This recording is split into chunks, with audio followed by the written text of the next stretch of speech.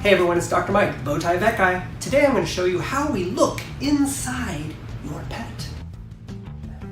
The most common way we look inside your pet is just looking, using an otoscope, or an ophthalmoscope, or even an endoscope, like when I went up that dog's nose and you could see inside the nose. The reason we do x-rays is we're trying to look inside the animal to see if there are any masses or if the things are not where they're supposed to be or are too big, right? So we can see a lot on x-rays, but really what we're seeing are shadows. So here is Radiology 101 for you. Air is going to be black and bones are going to be white. This is laying on its side, so head is this way, tail's this way. Here is the lungs, which are mostly air, so they're mostly black with a heart in the middle. You can see the ribs, the backbone, and then this is the abdomen, right? With gas in the intestine. This is a lot of gas ready to come out the back end there.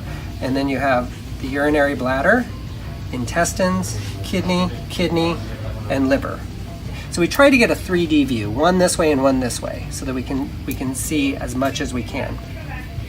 But again, all we're getting are shadows on this. It's hard to tell if kidney or stomach or liver or spleen where they start and stop sometimes unless there's something else around them. So if your hands are like this, you can't tell which it is. Things can be hidden unless you take two views.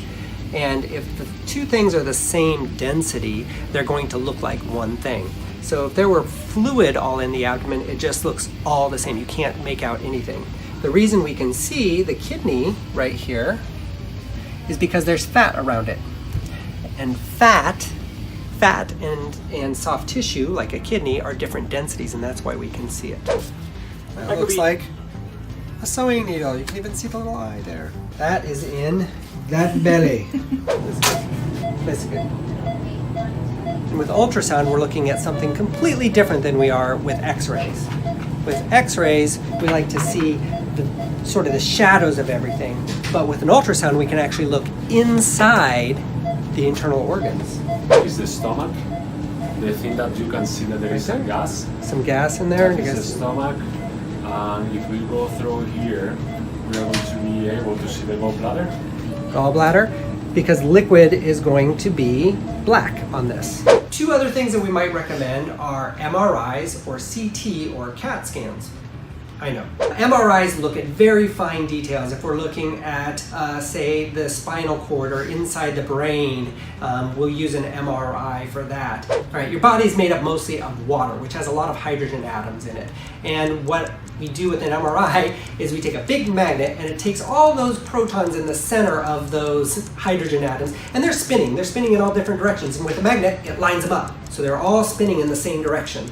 Then we take some radio waves, and those radio waves, we bounce it, and it turns the protons into either 90 or 180 degrees. And when we let go of that, it snaps back, and we get a little radiation coming off, electromagnetic radiation. Then we have this, we'll just call it a black box of stuff that looks at that and tells us where those hydrogen atoms are, and that's how we can get really fine details. It can be very expensive and very time consuming to do, and that would be done at a specialty hospital. A CT scan, most of the time we're going to use those for looking at discs, like if there's a ruptured disc or it's pushing on a nerve or a herniated disc, then we'll be looking at that. CT scan is computer aided tomography, or CAT scan, CAT scan.